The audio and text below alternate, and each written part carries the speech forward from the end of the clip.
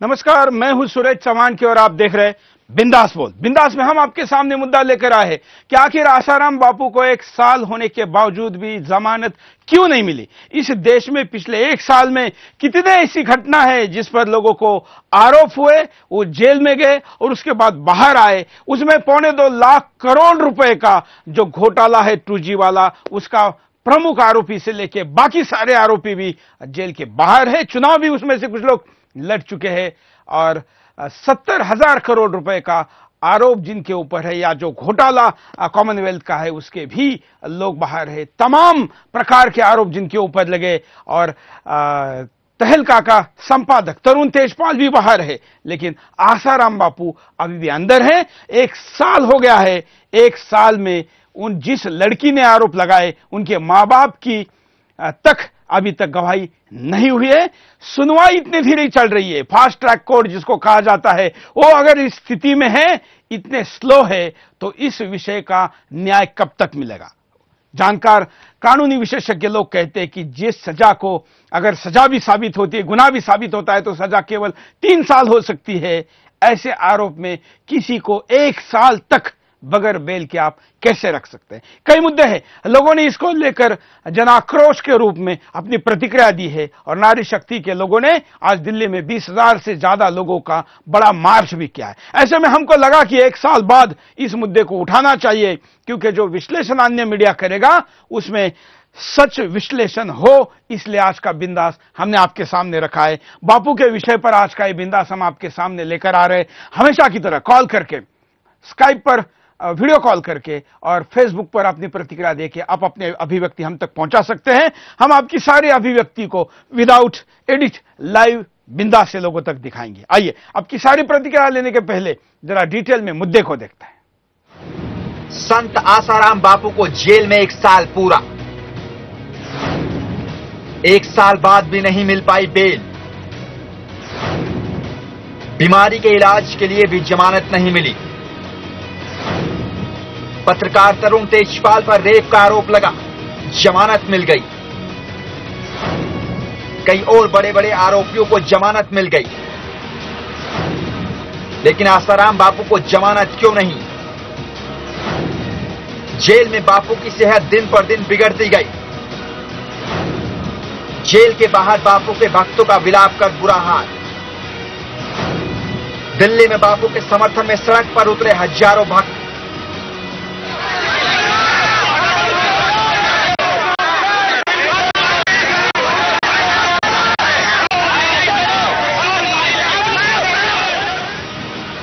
भक्तों का यह सैलाब राजधानी दिल्ली की सड़कों पर आज दिखा। भारी बारिश के बीच बापू को जमानत न मिलने के विरोध में उनके समर्थकों ने राजघाट से लेकर जंतर मंतर तक विरोध मार्च निकाला। बारिश के कारण शुरू में भक्तों की भीड़ कुछ कम दिखी, लेकिन दोपहर तक हजारों समर्थक उमड़ पड़े। गिरफ्तारी के 1 साल बाद भी बापू को जमानत न मिलने से उनके भक्त खासे नाराज और उदास दिखे। हमने तो 25 साल से और 25 साल से तो गुरु किया हम लोगों ने। अच्छा। हाँ, तो बापू ऐसा छोड़ा है हमारा, ऐसा नहीं है हमारा बापू। ये विरोध मार्च राजघाट से शुरू होकर संसद भवन तक जा रहा था, लेकिन दिल्ली पुलिस ने इसे रोक दिया। इसको लेकर बापू के भक्त खासे नाराज दिखे। बाद में पार्लियामेंट स्ट्रीट थाने के आगे बैठक कर विरोध जताया। पुलिस के समझाने के बाद सभी समर्थक साधु संतों के साथ जंतर मंतर पहुंचे और बापू की याद में सत्संग किया। हमारी मांगे ये है, हमारे बापूजी निर्दोष हैं, उनको छोड़ दिया जाए, उनका कोई भी कसूर नहीं। आसाराम बापू को 31 अगस्त 2013 को इंदौर के खंडवा रोड स्थित आश्रम से जोधपुर पुलिस ने नाबालिग लड़की के रेप के आरोप में गिरफ्तार किया था। इस गिरफ्तारी को आज 1 साल पूरा हो गया है। उस समय जोधपुर पुलिस के पास एक मेडिकल रिपोर्ट थी, जिसके मुताबिक वे पूछताछ के लिए पूरी तरह फिट हैं। आश्रम में करीब 8 घंटे तक इंतजार करने के बाद जोधपुर पुलिस ने आसाराम बापू को रात करीब 12:30 बजे गिरफ्तार कर लिया। एक सफेद जीप में उनको लेकर पुलिस रवाना हो गई। बापू की गिरफ्तारी के बाद उनके समर्थकों ने भारी विरोध प्रदर्शन किया। इस बीच 1 साल में उनके समर्थकों ने बापू के समर्थन में लगातार विरोध प्रदर्शन किया। बापू भक्तों ने हिंदुस्तान से लेकर पूरी दुनिया में बापू के समर्थन में मुहिम चलाई। उनका लगातार कहना है कि साजिश रचने वालों के हाथ इतने लंबे निकले कि उन्होंने बापू को जमानत मिलने में जगह जगह रोड़े अटकाए। हम पूरी दिल्ली जाम कर देंगे, दिल्ली से किसी को बाहर नहीं निकलने देंगे। पूरे साल से हम चुप बैठे हैं ना, अभी हमारा गुस्सा बाहर निकलेगा। ये हमारा कहना है, चुपचाप अभी हमें थोड़े दिनों में टाइम दें, हमारे बापू जी को छोड़ दें। उनका संदेशा था तो हम आज दिन तक चुप बैठे थे। आसाराम बापू के भक्तों को सबसे ज्यादा नाराजगी उनके मीडिया ट्रायल को लेकर है। उनका कहना है कि कई मीडिया संस्थानों ने लगातार बापू के विरोध में मुहिम चलाई। छोटी छोटी बातों को बड़ा चढ़ाकर पेश किया गया, उससे बापू के खिलाफ माहौल खराब करने की साजिश रची गई। सिर्फ झूठे आरोप लगाए गए, सब कुछ सिद्ध हो चुका है कि सब कुछ गलत है, फिर भी बापूजी को छोड़ा नहीं जा रहा है। उनको क्यों नहीं छोड़ा जा रहा है? अगर उनको नहीं छोड़ा जाएगा तो हम इससे ज्यादा उग्र आंदोलन करेंगे। बापू के आरोपों का फैसला तो कोर्ट करेगा, लेकिन इस मामले में सारी कानूनी पूछताछ और जांच की प्रक्रिया पूरी हो चुकी है। उसके बाद भी बापू को जमानत न मिलना हैरान जरूर करता है। इस देश में 2.25 लाख करोड़ रुपए के घोटाले के आरोपियों ए राजा, कनिमोझी, शाहिद बलवा जैसे लोगों को जमानत मिल चुकी है। 80,000 करोड़ रुपए के आरोपी पूर्व मंत्री सुरेश कलमारी जमानत पर बाहर हैं। चारा घोटाले के आरोपी लालू यादव सजा पाने के बावजूद शान से राजनीति कर रहे हैं। आईपीएल में घोटाले का आरोपी ललित मोदी लंदन में शान की जिंदगी गुजार रहा है। आदर्श घोटाले में आरोपी कांग्रेस नेता अशोक चव्हाण की गिरफ्तारी तक नहीं हुई। मुस्लिम धर्मगुरु इमाम बुखारी के खिलाफ दर्जनों केस हैं, लेकिन पुलिस की हिम्मत नहीं कि उन्हें गिरफ्तार करके कोर्ट के सामने पेश कर सके। रेप के मामले में आरोपी तहलका मैगजीन के प्रधान संपादक तरुण तेजपाल को भी जमानत मिल चुकी है। ऐसे में सवाल उठता है कि आखिर समाज सुधार के लिए सैकड़ों काम करने वाले आसाराम बापू को बेल कब मिलेगी? Sudarshan news bureau report. तो आपने देखा यह मुद्दा है, और जो आप भीड़ देख रहे हैं, ये दिल्ली के सबसे ज्यादा बारिश जिस दिन थी, आज दिल्ली में साल की सबसे ज्यादा बारिश थी, उसी समय में महिलाओं ने उस बारिश में पूरे भीगते हुए अपने आंख को कम नहीं होने दिया और अपने गुरु के न्याय की लड़ाई के लिए नारी शक्ति के नाम से नारा लगाया। आइए, कई कॉलर हमारे साथ जुड़े हैं, उनके पास भी चलते हैं। जय हिंद। जय हिंद सुरेश जी। मैं बोलना चाहती हूँ कि मेडिकल रिपोर्ट में जब ये बात साबित हो गई है कि लड़की के साथ कुछ नहीं हुआ, तो फिर बेल मिलनी चाहिए। जोधपुर पुलिस ने भी गलत तरीके से सेक्शन 506, 342 और 370 लगाया है, तो इससे जोधपुर पुलिस भी षड्यंत्र में शामिल है, इस पर शक होता है। तो या तो जोधपुर पुलिस अंधी बहरी हो गई है या तो अंधे बहरे होने का नाटक कर रही है। पॉक्सो कानून जब से लगा है तब से कई झूठे केसेस सामने आए हैं, तो ये कानून में भी तब्दीली होनी चाहिए। एक निर्दोष संत को न्याय का कानून का गलत इस्तेमाल करके फंसाया जा रहा है। Justice delayed is justice denied. अब तो बापूजी को बेल मिलनी ही चाहिए, वरना लोगों का कानून और न्याय व्यवस्था पर से विश्वास ही उठ जाएगा। बिल्कुल, धन्यवाद। न्याय व्यवस्था से विश्वास उठ जाएगा अगर ऐसी चीजें होती रही। वैसे तो यह देखा गया है कि इस कानून का मिसयूज हुआ है। नारी शक्ति की प्राथमिकता हिंदुस्तान के लिए हमेशा पहला मुद्दा रहा है, लेकिन जो कानून बनाया गया उस कानून से होने वाले ज्यादातर केसेस फर्जी निकल रहे हैं, और खास करके 75 साल जिनकी उम्र हो गई है उनके ऊपर ऐसा आरोप, जिस आरोप की 1 साल में एक पुष्टि भी नहीं हो पाई, तो आप फिर भी उनको जेल में क्यों रख रहे? यह सवाल सबसे बड़ा है। अगले कॉलर। जय हिंद। हरिओम। बोलिए। हरिओम सुरेश जी, अवधूत कुमार बेंगलोर से। हाँ, यूपीए 2 के अंतिम चरण में किया हुआ यह कार्यक्रम है। बापू आसाराम जी का अपराध केवल यह है कि उन्होंने धर्मांतरण कुछ हद तक रोक दिया, वैसे ही जैसे कांची शंकराचार्य ने। हम सभी असहाय हैं उन कानूनों से जो अंग्रेजों के बनाए हुए हैं। हमारे संत जैसे भी हो, उनको प्रताड़ित करने का कोई भी मौका बिका हुआ मीडिया नहीं छोड़ता है। कॉर्पोरेट सेक्टर उन्हें विज्ञापन देकर बढ़ोतरी देता है। निराश न हो, हताश न हो, सुदर्शन हमारे साथ में है। दोपहर से मैं सुदर्शन देख रहा हूँ, क्योंकि बहस में एक भगिनी ने कुछ मीडिया के नाम उद्धृत किए हैं, उनका बैंड बजने की अब बारी है। और उसी समय 6:30 बजे मैंने कुछ पंक्तियां लिखी है, सुनिए। शीघ्र काव्य हृदय से सुनिए। सावधान मीडिया सावधान, हरण करने वाला है भारत। दशलक्षण है हम में धर्म के, कर्मकांड का उड़ाकर मजाक, जी नहीं पाओगे विदेशी विचार से। पृथु राजा की राज्य धरा है वह कर्मलोक, बचा सर्वभोग लोक। मेरी आस्था मेरे साधु संत होंगे कुछ। हम कहेंगे कि कम शब्दों में अपनी बात को रखिए। लाखों लोग आज अपनी बात को रखना चाहते हैं और बहुत बड़े पैमाने पर कॉल, कुछ लोगों ने तो 7:30 बजे से ही कॉल होल्ड करके रखे हैं कि हमें किसी भी तरीके से बात करनी। हम कहेंगे कि 8 बजे के बाद ही कॉल करें। अगले कॉलर के पास चलते हैं। जय हिंद। बोलिए। हाँ। क्या कहना है आपको? अच्छा, हाँ सुरेश जी, हमें आप पे बड़ा साधुवाद है कि कोई तो एक ऐसा चैनल है जो हमारा साथ दे रहा है, जो सच का साथ दे रहा है। और हम चाहेंगे कि आप किसी कानून विशेषज्ञ को सामने लाएं अपने साथ, जो बिना किसी पार्शलिटी के जांच करे। बिल्कुल, हम ये भी करेंगे। 1 साल हुआ है तो हम कल इस पर एक ऐसा विशेष कार्यक्रम करेंगे जिसमें कानून के भी लोग रहेंगे और हम कहेंगे कि आसाराम बापू जी को विरोध करने वाले भी जो लोग हैं वो भी आए, दोनों पक्ष सामने बैठकर, क्योंकि 1 साल हुआ है, छोटा नहीं है। 365 दिन है और एक दिन के 24 घंटे हैं, जिन्होंने अपने जीवन का एक एक क्षण देश को, समाज को, धर्म को दिया। उनके 365 दिन ना केवल अपने खराब किए हैं, बल्कि उनके करोड़ों भक्तों को उनसे दूर रखने का भी महापाप किया है। अगले कॉलर। जय हिंद।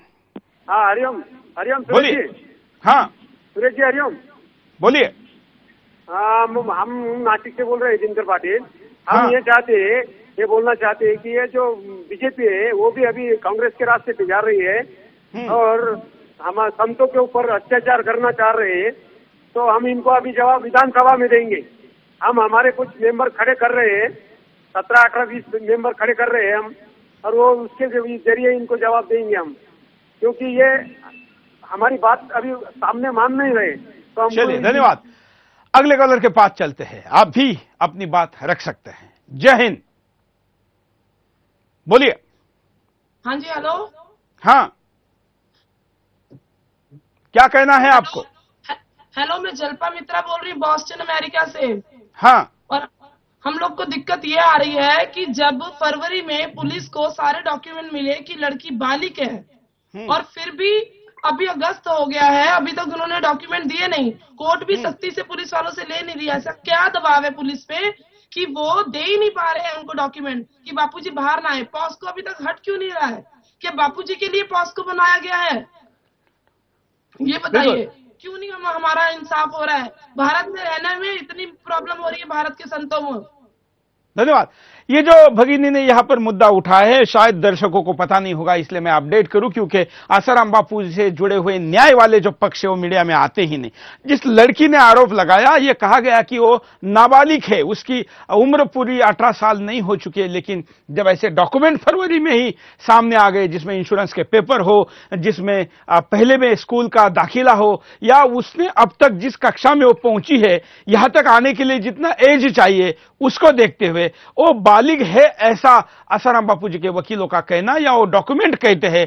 उन डॉक्यूमेंट पर राज्य सरकार का पक्ष रखने के लिए जो समय दिया गया, तो फरवरी से लेकर अगस्त तक अभी तक किसी भी सरकार ने, जहां एफआईआर हुआ वहां या जहां पर कार्रवाई चल रही है उस राजस्थान में भी इस विषय पर कोई खुलासा नहीं हुआ है।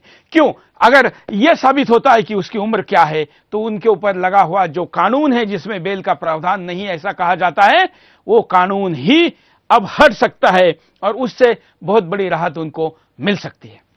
अगले कॉलर। जय हिंद। मैं कमलेश माधवा दिल्ली से बोल रही हूँ। हाँ, मुझे आपको इसमें बताना है कि जो इंसिडेंट है 15 अगस्त की रात 10:30 से 12 बजे कुछ बताई गई है, जबकि 15 अगस्त की रात 11 बजे से लेके 12:30 तक लड़की जिस मोबाइल नंबर का प्रयोग करती है उस नंबर से कई कॉल हुए होंगे और चार्जशीट में कॉल हुए हैं, और चार्जशीट में भी जो 12 अगस्त से लेके 17 अगस्त तक की कॉल डिटेल है वो है ही नहीं चार्जशीट में, और हमने उसको मांगा और वो उपलब्ध नहीं कराया गया, हमें दिया नहीं गया। और उसी के रिलेटेड में फार्म हाउस का मालिक है, उसका बयान भी 15 अगस्त की रात जो हुआ है कोर्ट में जो बयान हुआ, जो सरकारी गवाह है, फार्म हाउस का मालिक जो सरकारी गवाह है, उसने भी कोर्ट में ये बयान दिया है कि 15 अगस्त की रात को तो बापूजी हमारे यहाँ पे थे एक प्रोग्राम में, 10:30 से लेके 11:30 बजे तक प्रोग्राम चला और उसके बापूजी भी मौजूद थे और शाहपुर जो लड़की है उसका परिवार भी मौजूद था। और इसमें जो घटना मुझे बताई गई, घटना का समय है 10:30 से लेके 12 बजे बताया जाता है, लेकिन बापूजी तो 11:30 बजे कुटिया में थे ही नहीं। और बापूजी ये वो सारे तथ्य है जो है तो न्यायिक, उस पे ऊपर न्यायिक बहस भी होनी चाहिए। लेकिन जो हम बिंदास में विषय लेकर आए हैं, हम कहते हैं कि विभिन्न तर्कों के साथ दोनों पक्ष अपनी बात रखें। अगर कोई आसाराम बापू के खिलाफ अपना तर्क रखना चाहते हैं तो हम उनको भी मौका देंगे, क्योंकि न्याय की बात है। हम किसी के ऊपर अन्याय होने की बात खास करके तब नहीं कर सकते जिन्होंने 75 साल अपने आयुष्य के, जीवन के, समाज के लिए लगाए। ऐसे व्यक्ति के ऊपर न्याय की 100% बात होनी चाहिए। अगले कॉल। जय हिंद। हरिओम सुरेश जी। बोलिए। हरिओम। क्या कहना है आपको? हरिओम। हरिओम सुरेश जी। भाई केवल हरिओम ही करते रहेंगे तो कोई और दुष्ट नया आरोप लगा के जाएगा। हरिओम सुरेश जी। धन्यवाद। अगले कॉलर के पास चलते हैं। कॉल करने वाले को हम कहेंगे कि जैसे आप कनेक्ट होते हैं तुरंत बात करें, अपने आप को टीवी पर देखने के मोह में ना रहें। अगले कॉलर। जय हिंद। मैं बोलूं? बोलिए। मैं बोलूं ना? हाँ। जय हिंद। हाँ। मैं पवन शर्मा बोल रहा हूँ। बोलिए। पवन शर्मा नोएडा से बोल रहा हूँ। हाँ। एक हिंदू राष्ट्र में अगर एक हिंदू संत सुरक्षित नहीं है तो वो कहाँ होंगे आखिर में? हिंदू संतों को कहाँ जाना होगा? पहले दूसरी जितनी भी पार्टियां आई थी उन्होंने एक राजनीतिक लाभ के लिए एक संत को जेल में डाल दिया गया और आज उनको जमानत तक नहीं मिल रही, स्वास्थ्य के आधार पे भी नहीं मिल रही। अगर हिंदू राष्ट्र में हिंदू संत को सताया जा रहा है तो फिर उनको न्याय कहाँ मिलेगा? बिल्कुल, धन्यवाद। इसमें बहुत बड़ी चौंकाने वाली बात यह भी है कि अगर किसी को मेडिकल इमरजेंसी है तो उसके लिए सुनवाई का भी क्या तरीका होना चाहिए। न्याय व्यवस्था की अभी धज्जियां उड़ रही है इस पूरे प्रकरण में, क्योंकि अगर मेडिकल की जांच करवाने के लिए समय कितना दिया जाए, जब मेडिकल ग्राउंड के ऊपर अपील की गई है कोर्ट में तो कोर्ट ने कितना टाइम लेना चाहिए। एक तो डेट पे डेट पड़ रही है, उसके बाद आपको पैनल का ही रिपोर्ट चाहिए था, तो जब एप्लीकेशन किया गया तब कोर्ट ने क्यों नहीं कहा, और फिर उसके बाद कोर्ट ने 1 महीने की तिथि उसको आगे बढ़ा दी। इसका मतलब अगर किसी को मेडिकल हेल्प की जरूरत है और आपकी कोर्ट की प्रोसीजर डिले चल रही है तो वो व्यक्ति तो उसमें मर जाएगा। ऐसी क्या स्थिति है कोर्ट की जो कि अभी भी अंग्रेजों के जमाने में चल रही है।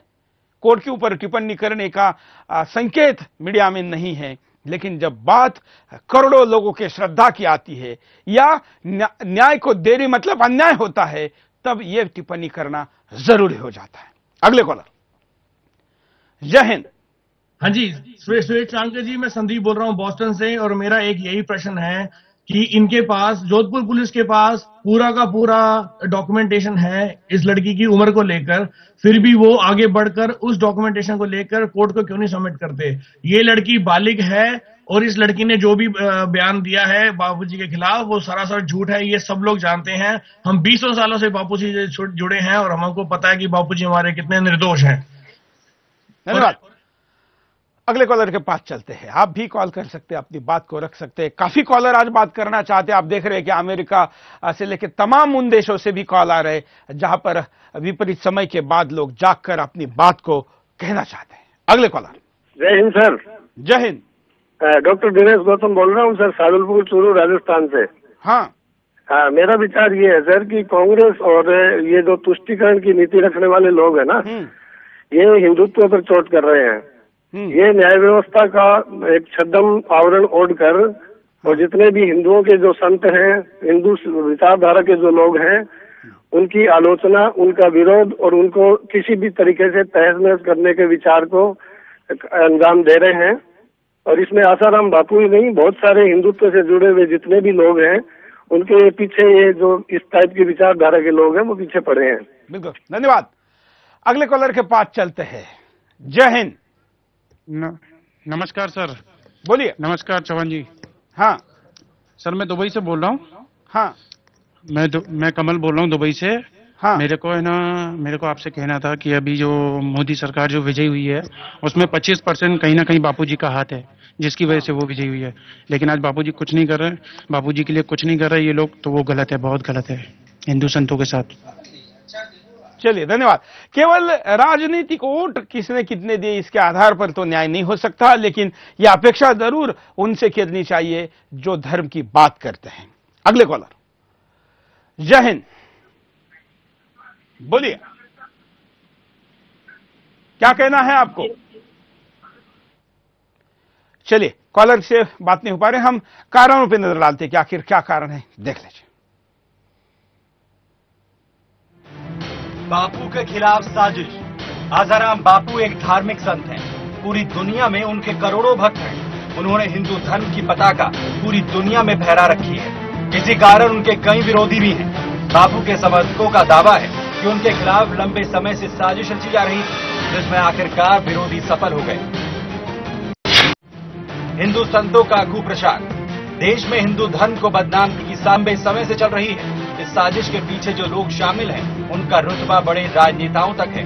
आसाराम बापू हिंदू धर्म के बड़े संत हैं, इसलिए उनको निशाना बनाकर हिंदू धर्म का पूरी दुनिया में कुप्रचार किया जा रहा है।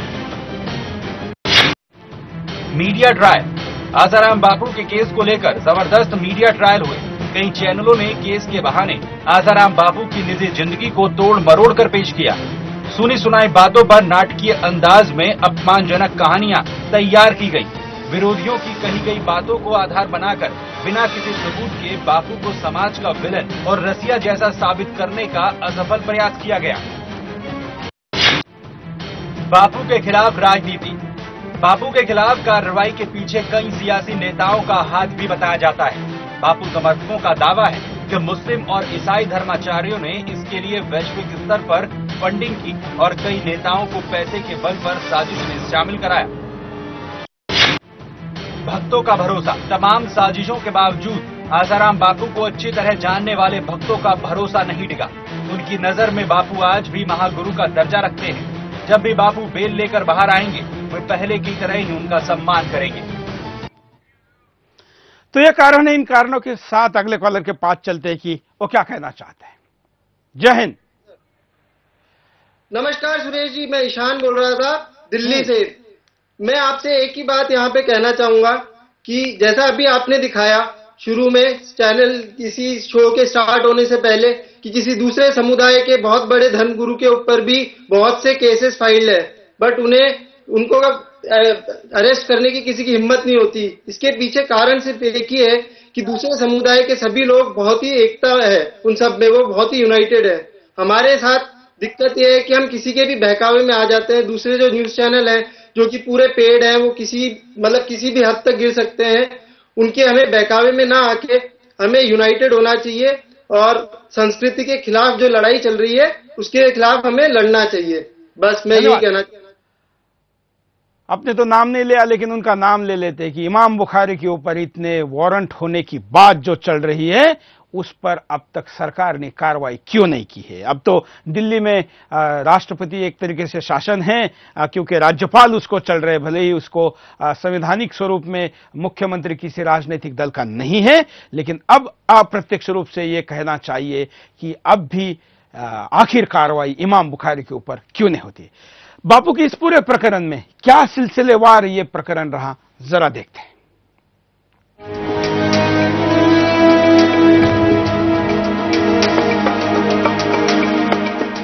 कथावाचक संत श्री आसाराम बापू की गिरफ्तारी को आज 1 साल पूरा हो गया। 1 साल बाद भी बापू को जमानत नहीं मिली है। संत श्री आसाराम बापू के साथ कब क्या हुआ, हम आपको बताते हैं। 15 अगस्त 2013 संत श्री आसाराम बापू के आश्रम में पढ़ने वाली शाहजहांपुर की एक छात्रा ने आरोप लगाया कि बापू ने मेरा शारीरिक शोषण किया। अब तक की जांच में जो बातें निकलकर सामने आई हैं, उनसे लगता है कि आरोपों में दम ही नहीं है। 21 अगस्त 2013 आसाराम बापू के खिलाफ यौन उत्पीड़न के मामले में एफआईआर दर्ज हुई। दिल्ली के कमला मार्केट थाने में एक नाबालिग लड़की की शिकायत पर यह मामला दर्ज हुआ है। 22 अगस्त 2013 आसाराम बापू की गिरफ्तारी को लेकर पुलिस ने उनके जोधपुर आश्रम पर छापेमारी की। 22 अगस्त 2013 को ही भारतीय जनता पार्टी की उपाध्यक्ष साध्वी उमा भारती एक नाबालिग लड़की द्वारा संत आसाराम बापू के खिलाफ लगाए गए आरोपों को लेकर गुरुवार को बापू के बचाव में उतरी। 31 अगस्त 2013 आसाराम बापू के खिलाफ यौन उत्पीड़न का आरोप दर्ज कराने वाली नाबालिग लड़की के परिजन आसाराम बापू की गिरफ्तारी की मांग को लेकर अनशन पर बैठ गए। 31 अगस्त 2013 जोधपुर पुलिस आसाराम बापू को गिरफ्तार करने उनके इंदौर स्थित खंडवा रोड आश्रम पहुंची। जोधपुर पुलिस के पास एक मेडिकल रिपोर्ट थी जिसके मुताबिक वे पूछताछ के लिए पूरी तरह फिट हैं। आश्रम में करीब 8 घंटे तक इंतजार करने के बाद जोधपुर पुलिस ने 72 वर्षीय आसाराम बापू को रात करीब 12:30 बजे गिरफ्तार कर लिया। एक सफेद जीप में उनको लेकर पुलिस रवाना हो गई। 2 सितंबर 2013 आसाराम बापू को जोधपुर कोर्ट ने 15 दिन की न्यायिक हिरासत में भेज दिया। एक दिन की रिमांड खत्म होने के बाद जोधपुर पुलिस ने उन्हें कोर्ट में पेश किया था। 4 सितंबर 2013 आसाराम बापू की जमानत याचिका पर जोधपुर की सेशन कोर्ट में सुनवाई हुई। 5 सितंबर 2013 आसाराम बापू की जमानत अर्जी को कोर्ट ने खारिज कर दिया। 6 सितंबर 2013 आसाराम बापू ने जोधपुर की जेल में अपने इलाज के लिए एक महिला वैद्य की मांग की। 7 सितंबर 2013 आसाराम बापू को न्यायिक हिरासत के तहत जेल भेज दिया गया। 11 सितंबर 2013 पीड़ित लड़की के पिता ने मामले में आसाराम बापू का नार्को परीक्षण कराने की मांग की। 13 सितंबर आसाराम बापू के आश्रमों पर सरकार का हथौड़ा पड़ना शुरू हो गया। नासिक में गंगापुर रोड पर बने आसाराम बापू के एक आश्रम के अवैध हिस्से को नासिक महानगर पालिका ने हटा दिया। महानगर पालिका के कर्मचारी जब आश्रम पहुंचे तो आसाराम बापू के भक्तों ने जोरदार विरोध किया। वहीं राजस्थान के भिलवाड़ा शहर के पास हरनी खुर्द गांव में आसाराम बापू के आश्रम को गैर कानूनी बताकर गिरा दिया गया। 16 सितंबर 2013 संत आसाराम बापू की न्यायिक हिरासत को फिर से 14 दिन के लिए बढ़ा दिया गया। 30 सितंबर 2013 आसाराम बापू की न्यायिक हिरासत एक बार फिर से बढ़ा दी गई। न्यायिक हिरासत बढ़ाकर 11 अक्टूबर कर दी गई। 11 अक्टूबर 2013 आसाराम बापू की न्यायिक हिरासत एक बार फिर से बढ़ाकर 25 अक्टूबर कर दी गई। 20 अक्टूबर 2013 आसाराम बापू के खिलाफ सूरत की महिला द्वारा दर्ज कराए गए यौन उत्पीड़न के मामले में अहमदाबाद पुलिस ने बापू की पत्नी और उनकी बेटी से पूछताछ की। 1 नवंबर 2013 आसाराम बापू ने सर्वोच्च न्यायालय से कहा कि उन्हें बच्चों का खून पीने वाले ड्रैकुला के रूप में पेश किया जा रहा है। 6 नवंबर 2013 बापू के खिलाफ नाबालिग लड़की पर यौन हमले के आरोप में चार्जशीट दायर की गई। चार्जशीट में यौन हमला, दुष्कर्म, गैर कानूनी रूप से बंधक बनाना और आपराधिक हमला करने के आरोप लगाए गए। 3 जुलाई 2014 सुप्रीम कोर्ट ने आसाराम बापू के खिलाफ गुजरात के सूरत में दर्ज बलात्कार के मामले में जमानत याचिका पर सुनवाई से इनकार कर दिया। 19 अगस्त 2014 सुप्रीम कोर्ट ने बिगड़ते स्वास्थ्य के आधार पर जोधपुर मामले में बापू की जमानत याचिका पर सुनवाई के लिए राजी हुआ। न्यायालय ने आसाराम के स्वास्थ्य की जांच के लिए मेडिकल बोर्ड गठित करने का निर्देश दिया है।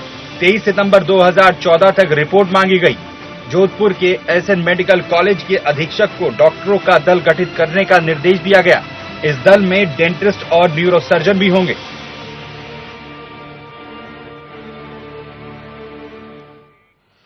लेकिन वास्तव में जब ये रिपोर्ट आएगी या कब आएगी या वो दल गठित होगा या उसका आगे क्या होगा, भक्तों तक कोई बात नहीं पहुंच रही है, क्योंकि जो आसाराम बापू जी के फेवर में जाने वाली बात है वो मीडिया दिखाता नहीं और बड़ा चढ़ाकर जिनको निगेटिव बातें बनाया जा सकता है ऐसे मुद्दों को उछाला जाता है। अगले कॉलर। जय हिंद। जय हिंद सुरेश जी। बोलिए। मैं डिम्पल बोल रही हूँ दुबई से। मैं यही बात कहना चाहती हूँ कि जो बापू जी पर 376 एक्ट लगा है वो बिल्कुल ही गलत है, क्योंकि वो 12 साल की लड़की पे लगा जाता है और बापू पे जो पॉस्को लगा है लड़की की एज के सारे प्रूफ है, फिर क्यों कोर्ट इसको मान्यता नहीं दे रहा है। दूसरा एक्शन 370 ये भी गलत लगाया गया है, जिसमें कहा गया है कि बापू के आश्रम में लोगों को स्लेव्स बना के रखा जाता है। आज मिनिस्टर्स तक बापू के पास जाते हैं, उनको पता है कि बापू जी क्या है, तो क्यों बापू जी के साथ इतना अन्याय हो रहा है, क्यों उनको बेल नहीं दी जा रही है। आज वो सीनियर सिटीजन है, उनकी एज देखनी चाहिए उनको, उनकी तबीयत ठीक नहीं है, क्या उनको हक नहीं है बेल मिलने का। आज स्टेज पर जो प्रूफ क्रिमिनल है वो बाहर घूम रहा है, हमारे निर्दोष बापू जी को क्यों बेल नहीं मिल रही है। धन्यवाद। इसी के साथ यहाँ पर रुकते एक छोटे से ब्रेक के लिए, ब्रेक के बाद दोबारा आएंगे। बिंदास बोल चाहे।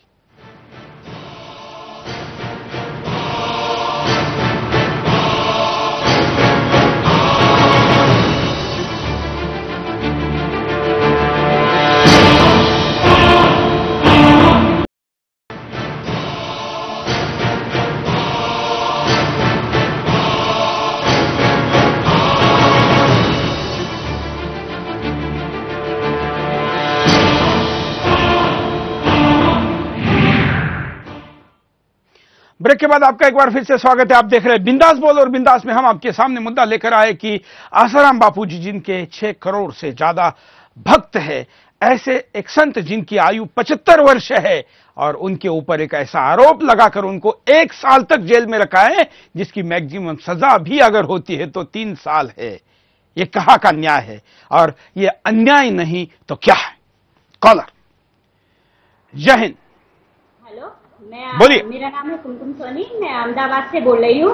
बापूजी निर्दोष है, उनको जल्दी से जल्दी रिहा करना चाहिए आप लोगों को। उनके झूठे षड्यंत्र में फंसाया गया है, जैसे बहुत करोड़ों भक्तों की श्रद्धा तोड़ने का प्रयास किया जा रहा है उनको जेल में बंद करके, और अभी तक रिहा हो जाना चाहिए। कितना उनको सता रहे हैं जेल में, हम लोगों को बहुत दुख होता है, बहुत ही कष्ट हो रहा है, क्योंकि बापूजी हमारे भगवान है, तो उनको जल्दी से जल्दी रिहा करना चाहिए। कितने लोगों को अभी तक जेल से बाहर कर दिया है, रिहा हो गए, करुण तेजपाल रिहा हो गए हैं। और बिल्कुल, धन्यवाद। अगले कॉलर के पास चलते हैं, उनकी बात सुनते हैं। जय हिंद। इंदौर से सर। 31 अगस्त को बापूजी को पिछले साल जो जबरन जेल में डाला गया, बड़ी क्रूरता पूर्वक हम उसके साक्षी हैं। ये पास को जो कानून बना हुआ है, ये संत आसाराम बापू को फंसाने के लिए बना हुआ है। 1 साल से भक्त इंतजार कर रहे हैं, कानून व्यवस्था को देख रहे हैं। फिर हम चेतावनी देते हैं सारी सरकार को कि उग्र आंदोलन होगा, इसके जिम्मेदार आप होंगे। लाखों करोड़ों महिलाएं हैं, बहनें हैं, छोटी छोटी बच्चियां हैं, हाथ में तख्ती बांधकर प्रभात फेरियां निकाल रही हैं, घर घर जाके अपनी बापूजी की निर्दोषता साबित कर रही है। कोई कानून की आंखों को नहीं देख रहा है। जोधपुर के अंदर कुछ पैसे से बिके हुए वकील हड़ताल कर बैठे हुए हैं, लड़की और उनके माँ बाप के बयान नहीं होने दे रहे हैं। क्या ये देश के ये सपूत हैं? ये कानून की रक्षा करने वाले हैं या न्याय दिलाने वाले हैं? हम बार बार चेतावनी देते हैं और सारे देशवासियों के साधकों को आह्वान करते हैं कि आप लोग इन सरकारों को, हम लोग कानून को भी हम लोग हाथ में नहीं लेना चाहते हैं, लेकिन हमें न्याय चाहिए। हमारे बापू निर्दोष हैं, 75 साल की आयु है। धन्यवाद। हम कहेंगे कि अलग अलग तर्क बताए जाए, क्योंकि बापू के समर्थन में इतने सारे तर्क है कि एक ही तर्क को बार बार लोगों ने रिपीट करने की जरूरत नहीं। अगले कॉलर, जय हिंद। बोलिए। चौहान जी नमस्कार, मैं राजू भाई दिल्ली से बोल रहा हूँ। हाँ जी सर, बापूजी को सोनिया और राहुल ने जो षड्यंत्र करके जेल भेजा, जिसके कारण उसकी पूरी सरकार ही खत्म हो गई और उसके सुपने साफ हो गए। अब और कौन सी सरकार अपना सुपने साफ करवाना चाहती है? जो करवाना चाहती है वो करवाए, अब नहीं तो बापू को जल्दी से जल्दी मुक्त करे, बाहर लाए जेल से बाहर। धन्यवाद। अगले कॉलर के पास चलते हैं। जय हिंद। जय हिंद सर, मैं महेश कजमोती बोल रहा हूँ दिल्ली से। हाँ, मेरा सवाल ये है कि जो कुछ कानून के जो उनका दुरुपयोग किया जाता है, जैसे दहेज उत्पीड़न का मामला था, अगर कोई भी इंसान कुछ होता है तो उसमें सास भी ननद भी सभी आ जाते हैं, उसका दुरुपयोग होता है। इसमें आंकड़े कहा गए हैं कि जो लोग इसमें दोषी नहीं हैं वो भी इसमें इतने सजाएं काट चुके हैं जो कि उनका कोई इन्वॉल्वमेंट नहीं था। इसी प्रकार से ये जो पॉस्को जो दुरुपयोग किया जा रहा है एक संत के ऊपर, जिन्होंने करोड़ों लोगों को जो सही रास्ते पे लाया है, सिर्फ एक लड़की के कहने पर, जो कि मेडिकल में कोई एफआईआर नहीं, जोधपुर के जो डीसीपी कह चुके हैं एफआईआर में, मेडिकल में कोई रिपोर्ट में पुष्टि नहीं हुई है, उसके बावजूद एक संत को जो कितना जो है प्रताड़ित किया जा रहा है। अब देखो मैं आपको आंकड़े बताता हूँ 2-4। लालू प्रसाद को बेल मिल जाती है, जो कि वो हमने बताया है। मैं फिर दर्शकों को कहता हूं कि बापू के समर्थन में बहुत तर्क है, एक ही तर्क को रिपीट ना करें। अगले कॉलर, जय हिंद सर। बोलिए। जय हिंद सर। बोलिए। हाँ सर, मैं मोहाली से नरेश चौहान बोल रहा हूँ। बोलिए चौहान जी। हाँ सर, हमारे बापूजी बिल्कुल निर्दोष है और जल्दी बाहर आ जाने चाहिए, वरना बहुत जबरदस्त आंदोलन होगा और ये आंदोलन बहुत जल्दी हम शुरू करेंगे। हम बहुत गुस्से में, बहुत नाराज हैं। चलिए, धन्यवाद। कुछ आज के आंदोलन के दौरान काफी भगिनियों ने अपनी बात को रखा, काफी भक्तों ने अपनी बात को रखा, उनको भी जरा दिखाते हैं।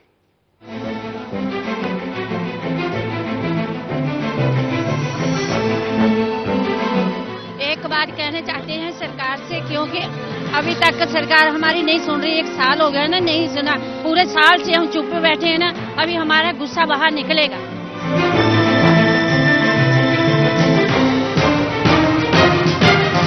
मैं भी बापूजी का साथ हूँ पिछले 14-15 साल से। ऐसा कभी नहीं देखा, ऐसा नहीं हुआ कि एक तरफा कार्रवाई हुआ।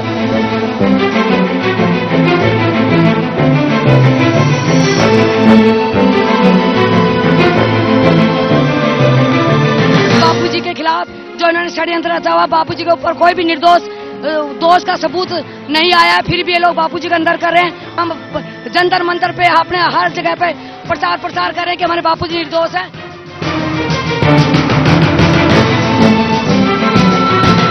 हमारी ये मांग है कि अगर एक लड़की के एलिगेशंस लगाने पर आप बापूजी को अंदर करते हैं, 1 साल से अंदर हैं, वो 1 साल से उन पे कोई आरोप जो है वो सिद्ध नहीं हुआ है। महिला जनसलाप ऑल ओवर इंडिया अगर आ रहा है और वो कोई पुकार कर रहा है तो उसमें कोई ना कोई सच्चाई जरूर होगी।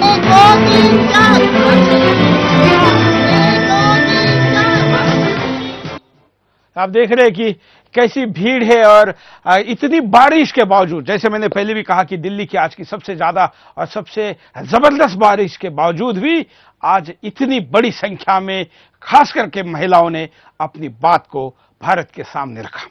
अगले कॉलर। जय हिंद। हाँ, जय हिंद सुरेश जी। बोलिए।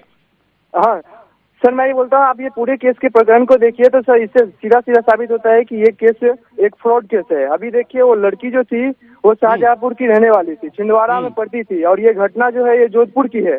लेकिन वो दिल्ली के सबसे गंदे इलाके कमला मार्केट, जो सबसे बदनाम एरिया है, वहाँ पे वो भी रात को 2 बजे केस लिखवाती है। और आपको मैं बता दूं कि जोधपुर से जहाँ पे घटना हुई है वहां से लेके पुलिस स्टेशन तक, उस बीच में 5-5 पुलिस स्टेशन आती है, लेकिन उस लड़की ने उस बीच में कहीं पे भी केस नहीं लिखवाया। जाके उसने वो भी रात को 2 बजे कमला मार्केट में 5 दिन के बाद केस लिखवाया है। तो सर ये सब बात जो है विचारणीय बात है, और इससे साबित होता है कि बापूजी को किसी न किसी प्रकार से भारी षड्यंत्र में फंसाया गया है। धन्यवाद। अगले कॉलर। जय हिंद जी। सुरेश जी, मैं विपिन तिवारी बोल रहा हूँ दुबई से। हाँ। मुझे आपको ये बताना था कि सिर्फ बापूजी के लिए नहीं और हिंदू संतों के लिए हम बीजेपी से कोई भीख नहीं मांग रहे हैं, लेकिन हम चाह रहे हैं कि सही न्याय व्यवस्था हो। जो जज कुर्सी पे बैठे हुए हैं, जो लोग बैठे हुए हैं, किसी का फेवर ना करने वाले लोग हो, तो सारे संतों को न्याय पूरी तरह से मिल जाएगा। बीजेपी अगर सिर्फ इतना कर दे कि जो न्याय प्रणाली में है वो सही लोग बैठ जाएं, तो बापूजी को और हम सब और संतों को भी न्याय सबको हो जाएगा और बीजेपी की जय और होगी। धन्यवाद। इसमें राज्य सरकार ने करने वाले जो काम है, खास करके मेडिकल बोर्ड का गठन जल्दी करना और लड़की के उम्र के बारे में जो सरकार को अपना पक्ष रखना है, उस विषय को तो गति दी जा सकती है। इसमें कोई न्यायिक हस्तक्षेप की बात नहीं है, बल्कि यह सरकार के काम को गति देने का विषय है, और खास करके तब जब बात 1 साल से भी ज्यादा लंबी हो चुकी है। अगले कॉलर। जय हिंद सर। राम राम सर। सुरेश जी बोलिए। हाँ जी सर, राम राम सर। हाँ हाँ सर, मैं जम्मू कश्मीर से बोल रहा हूँ सर। बोलिए। हाँ सर, ये कह रहा हूँ सर, सिर्फ हमारे आर्य समाज के जितने भी हमारे हिंदू, जो हमारे साधु संत, इन्हीं के ऊपर ब्लेम क्यों झूठा लगाया जाता है? सर इनके ऊपर मतलब झूठा ब्लेम लगाकर और किसी मजहब के किसी साधु संत या धर्मगुरु के ऊपर अगर आप जरा से भी छेड़खानी कर दे तो पूरा उनकी कौम इकट्ठी हो जाती है। हमारी कौम क्यों नहीं खड़ी होती है? धन्यवाद। ये खड़ा ना होने का ही तो कारण है कि ये तमाम सारी चीजें झेल रहे हैं। अगले कॉलर। जय हिंद। बोलिए। हेलो, जय हिंद सुरेश जी। हाँ, मैं आकाश चौधरी बोल रहा हूँ रुद्रपुर से। मेरा कहना यह है कि हमारे कानून में एक तो जो है बलात्कार की परिभाषा ही क्लियर नहीं है कि बलात्कार होने के कितने दिन बाद पता चलता है, वर्षों बाद या महीनों बाद। पहली बात ये। दूसरी बात ये कि अगर ये सारे केस आसाराम पर झूठे निकलते हैं तो क्या कानून जो है उस लड़की को भी जो है सजा देगा जिसके कारण उसकी मानहानि हुई है पूरी दुनिया में? ये चीज सोचनी चाहिए, और उससे भी उतना ही जो है कार्रवाई करनी चाहिए जितनी मानहानि में उसकी हुई है, अगर झूठे निकलते हैं। बस इतना ही कहना चाहता हूं। धन्यवाद। ये बिल्कुल एक ऐसा तर्क है कि आप न्याय की जब बात करते हैं तो कहीं आप न्याय के लिए दूसरे के ऊपर अन्याय तो नहीं कर रहे हैं, ये भी तो देखना चाहिए। क्योंकि अगर जैसे स्कॉलर ने कहा वैसे अगर ये सारा मामला जो कि सारे लोगों का, बापूजी के भक्तों का भी ये मानना है या न्यायिक एक्सपर्ट है उनका भी ये मानना है कि ये सब कुछ फर्जी निकल जाएगा, अगर ऐसा होता है तो बापूजी के इस एक साल को, 6 करोड़ लोगों के भावनाओं को, हिंदू धर्म के इमेज को, ये सब कुछ जो नुकसान हुआ है इसकी भरपाई आखिर कौन करेगा? अगले कॉलर। जय हिंद। हाँ, मैं आशीष कुमार कुंदन मोतिहारी बिहार से बोल रहा हूँ।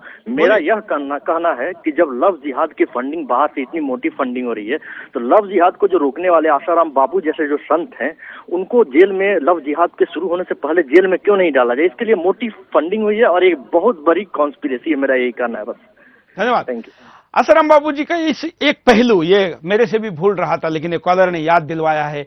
आसाराम बापूजी के भक्तों की विशेषताएं क्या है? उसमें एक ऐसी विशेषता है जिसके ऊपर मीडिया ने कुछ साल पहले, जब मैं कॉलेज में था तो मैंने ये नासिक की घटना है और महाराष्ट्र में इसकी बहुत बड़ी चर्चा हुई थी, राष्ट्रीय स्तर पर भी इसकी चर्चा हुई थी कि बापूजी जो संयम और ब्रह्मचर्य की शिक्षा देते हैं इसका युवाओं पर इतना असर पड़ता है कि कई लोग अपना घर छोड़कर बापूजी के इस कार्य में लग गए। तो ऐसे किसी परिवार के जो बेटा बापूजी का भक्त बन गया था और उसने संन्यास लेने का निर्णय किया था, तब उसके परिवार ने बापूजी के खिलाफ कानूनी कार्रवाई करने की बात सामने आई थी और वो घटना भी तब देश में गूंजी थी, लोगों तक पहुंची थी। इसका मतलब यह है कि बापूजी जो संयम की बात करते हैं, बापूजी जो सदाचार की बात करते हैं, बापूजी जो ब्रह्मचर्य की बात करते हैं, वैलेंटाइन डे का विरोध करते हैं, लव जिहाद का विरोध करते हैं, ऐसे युवाओं को अपने चरित्र निर्माण की बात बताने वाले व्यक्ति पर ही जब आरोप लगेगा तो केवल ना वो व्यक्ति बल्कि वो तमाम विचारधारा सवालों के घेरे में खड़ी होगी। ऐसा प्रयास इस पूरे घटना के पीछे साफ दिखाई देता है। अगले कॉलर। जय हिंद। नमस्कार सुरेश जी। बोलिए। मैं आपके सुदर्शन न्यूज का धन्यवाद कहना चाहती हूँ क्योंकि आपके माध्यम से मुझे अपनी बात रखने का मौका मिला है। मैं ये कहना चाहती हूँ कि आसाराम जी बापू को पिछले 1 साल से जो अरेस्ट किया है, वो जो उनके ऊपर केसेस लगाए हैं बिल्कुल बोगस है। एक भी केस उन पे साबित नहीं हुआ है। उनकी 75 साल की उम्र और उनके मेडिकल ग्राउंड्स देखकर उनको बेल्स तक नहीं दी जा रही है, ये बिल्कुल गलत है। पुलिस और कानून का उनके प्रति जो रवैया रहा है ये बिल्कुल निंदनीय बात है। और मैं ये कहना चाहती हूँ कि पिछले 40 सालों से हमारी संस्कृति और देश की सेवा के लिए उन्होंने जो सेवा की है उसके लिए वो बिल्कुल नजरअंदाज कर दिया गया है और उसके लिए उनको नोबेल पुरस्कार मिलना चाहिए और उसका कोई कदर नहीं है हमारे देशवासियों को और हमारी सरकार को इस बात की तरफ ध्यान देना चाहिए। ऐसे महापुरुष। धन्यवाद। ये एक ऐसा पहलू जिसके ऊपर हिंदू संतों के ऊपर हमेशा ही अन्याय होता रहा। उन्होंने जब बहुत बड़े बड़े काम किए तो ये नहीं कहा गया कि ये काम अच्छा हुआ, ये विश्व शांति के लिए हुआ, ये समाज के कल्याण के लिए हुआ।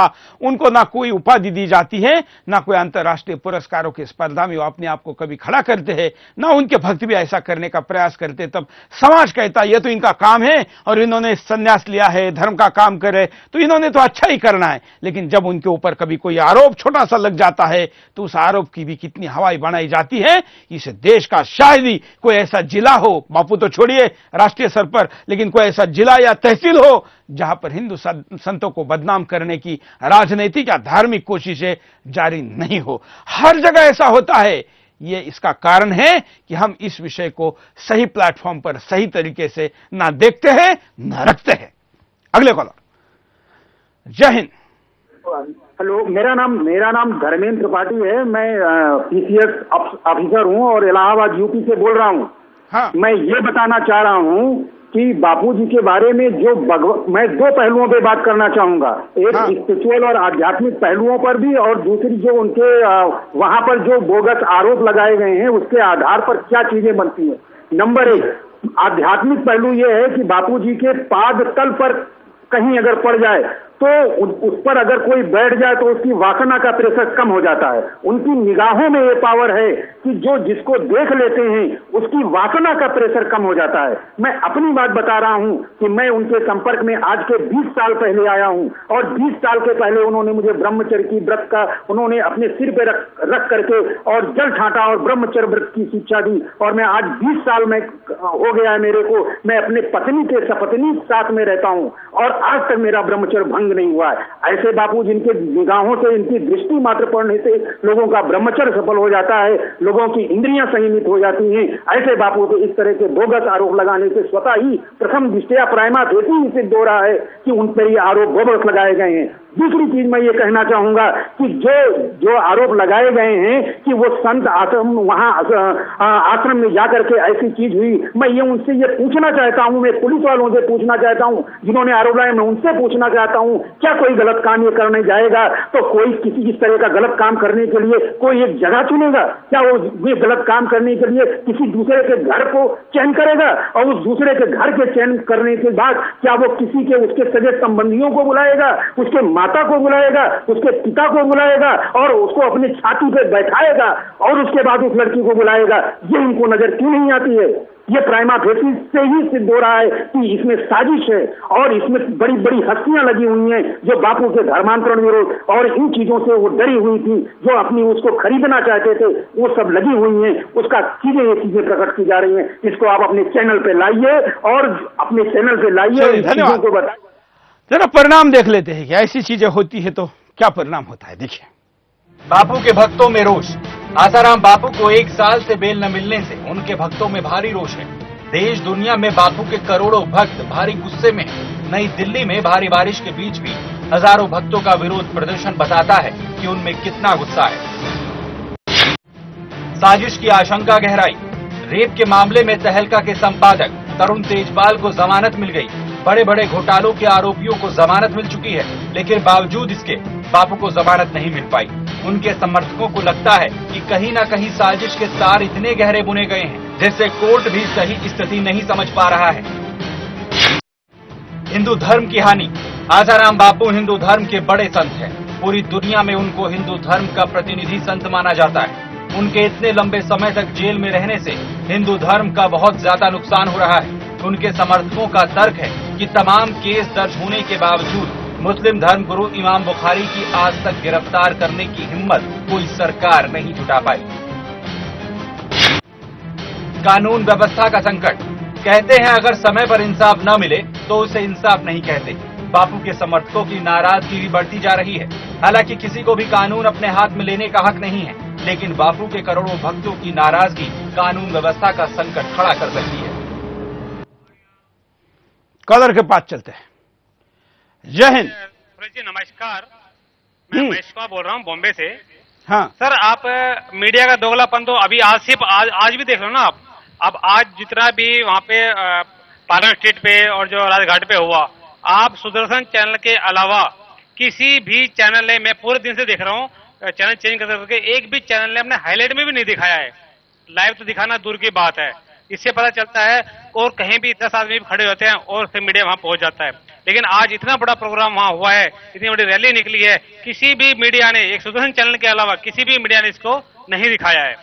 दूसरा, मैं बोलना चाहूंगा जी कि आपने इतना सब कुछ दिखाया है, बहुत अच्छा सुदर्शन चैनल ने बहुत कुछ आज तक दिखाया है, लेकिन इसके ऊपर आपको डिबेट भी करना चाहिए। जैसे कि और चैनल ने डिबेट करके कुप्रचार किया, आप सुप्रचार के लिए इसे डिबेट कराना चाहिए। तो हम आपसे चलिए, हम सत्य रखने के लिए कुछ भी करने को तैयार होते हैं और उसके लिए आज हमारी पूरी टीम, बारिश में जैसे आपके भक्त थे वैसे सुदर्शन की टीम भी इस आज के पूरे बारिश में अपना कैमरा भीगने के बावजूद भी उस पूरे कार्यक्रम में अपना सत्य क्या है, आपका पक्ष क्या है, ये रखने के लिए वहां गई थी और उसने क्या काम किया है आपके सामने आपने आज दिन भर देखा है। जो मीडिया वहां पर नहीं पहुंचा उनको भी आप फोन करके जरूर पूछिए। जैसे आप बिंदास में कॉल करें वैसे उनके कार्यालय में भी कॉल करिए, और जो वहां पहुंचा फिर भी खबर नहीं लगाई उसको भी कारण पूछिए कि आखिर ऐसा क्या हुआ। अगले कॉलर। जय हिंद। सैनी बोल रही हूँ मुंबई से। मैं ये पूछना चाहती हूँ कि वो लड़की और उसके पेरेंट्स ने उस लड़की की जो बर्थ डेट है वो स्कूल के सर्टिफिकेट में अलग है, LIC में अलग है, तो ऐसे लोगों के ऊपर फ्रॉड की कार्रवाई क्यों नहीं होती है? धन्यवाद। अगले कॉलर। जय हिंद। बोलिए सर, मैं भुसावल महाराष्ट्र की सुभाष बोल रहा हूँ। हाँ, तो ये जो बीजेपी सरकार को कांग्रेस ने जो बापू अटक किया था, तो बीजेपी के ऊपर भरोसा करके लोगों ने बीजेपी को चुन के दिया। चलिए, यह मुद्दा हो चुका है। हम कहेंगे नए नए मुद्दे कम समय में, बहुत कम समय बचा है। अगले कॉलर। जय हिंद जी। हेलो, बोलिए। हेलो, जय हिंद। हाँ हाँ, जय हिंद। सुरेश चौहान के जी नमस्ते। मैं रोहन देसाई बोल रहा हूँ महाराष्ट्र थाने से। हाँ, ये क्रिश्चियन मिशनरीज वाले जो खुलेआम भारत में धर्मांतरण का कार्य करते हैं और हमारे भोले भाले आदिवासी लोगों के इलाकों में जाकर जो धर्मांतरण करते हैं, उनके लिए तो कोई ये मीडिया वाले दिखाते नहीं गलत। और ये जो बापूजी हमारे जो गरीब लोगों के आदिवासी एरिया में जाके उनके लिए वहाँ पे जो आश्रम बनाते हैं और भजन भोजन और उसी के साथ शाम को उनको दक्षिणा भी लेके जाने की जो सुविधा करते हैं, ऐसे संतों के लिए, ऐसे महान संतों के लिए ये भले एक पार्टी नहीं, ये सारी कुछ राजनेता मिलकर और भारतीय कुछ एनजीओ मिलकर और जो ये रोम से इटली से इन्हें जो पैसे आते हैं, ये पैसों से ये संतों को बदनाम करते हैं। कुछ मीडिया चैनल्स को ये खरीद लेते हैं। चलिए, धन्यवाद। अगले कॉलर के पास चलते हैं। जय हिंद, बोलिए।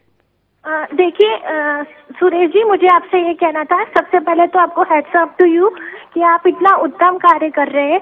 और मुझे ये कहना था कि अभी हाल ही में गुरु पूर्णिमा में काफी सारे देश भर से साधक लोग जोधपुर जेल में गए थे बापू के दर्शन के लिए।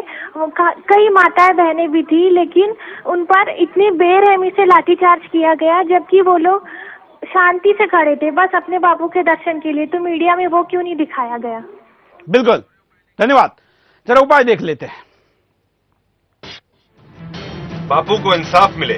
आसाराम बापू के मामले की जांच में कई गड़बड़ियां हुई हैं।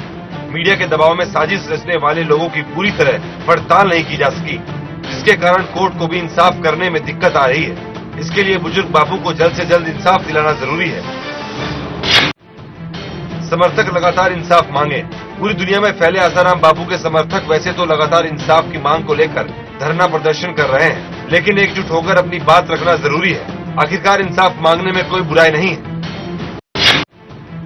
मीडिया ट्रायल बंद हो। आसाराम बापू के खिलाफ मीडिया के एक हिस्से में अनाप शनाप आरोप चल रहे हैं।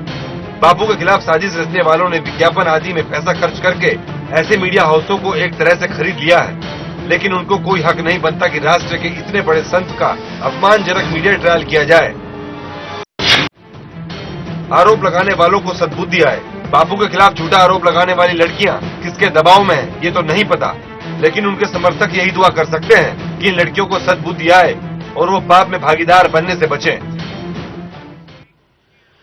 ये बिल्कुल आप जो बातें हम तक पहुंचाते हैं, ये हम आपके ही बातों को विदाउट एडिट लोगों तक पहुंचाते हैं। आपने जो कारण, परिणाम और उपाय बताए, वो हमने ज्यादातर लोगों ने बताए हुए बातों को आपके सामने रखा है। सुदर्शन का हमेशा प्रयास ही रहा है कि भारत को भारत बनाए रखे और इस देश के मूल निवासियों को न्याय मिले, इसके लिए जो भी करना संभव हो हम हमेशा करते हैं। आसाराम बापू जी के मैटर में तो चैनल पर इस देश में सबसे पहले अगर किसी ने इस बात को बताया था तो 2007 में मैंने चैनल पर इस बात को कहा था। बापूजी को तो मैंने 2006 में कहा था, जब ये चैनल भी शुरू नहीं किया था, कि आपके खिलाफ ये सब कुछ होने वाला है। और ये जो एफआईआर हुआ है, इसके करीब 24 से 48 घंटे पहले रामलीला मैदान पर हुए कार्यक्रम में भी मैंने बापू को इससे अवगत कराया था। इसका कारण यह है कि हम तक ये सारी जानकारियां इसलिए भी आती है क्योंकि धर्मों का रक्षण करने के काम के साथ भी हम एक और काम करते हैं कि देश का नुकसान करने वालों की गतिविधियां क्या चल रही है, इस पर ध्यान रखते हैं। आपके पास भी 2 आंखें हैं, 2 हाथ है, ये शरीर है, और इस राष्ट्र में जन्मे हुए आप लोगों को इस राष्ट्र के प्रति कुछ कर्तव्यों को और धर्म के प्रति कुछ कर्तव्यों का निर्वहन करना चाहिए। ऐसे में आपके आसपास भी अगर ऐसी कोई घटनाएं हो रही है जो धर्म की और देश की नुकसान करती है, तो वो भी आप हम तक पहुंचाइए। बापूजी जेल में है, लेकिन आपको सत्कार्य करने के लिए उन्होंने आशीर्वाद, विचार और सब कुछ हमेशा दिया है। अब उनको बाहर लाने के लिए जो आंदोलन आपकी तरफ से चल रहा है, इस आंदोलन को देखते हुए और सच्चे न्याय को देखते हुए राज्य सरकार ने, न्यायपालिका ने जो काम करने हैं वो सही समय पर उचित तरीके से किया जाए, यही हम चाहेंगे। आज के लिए इतना है। जय हिंद।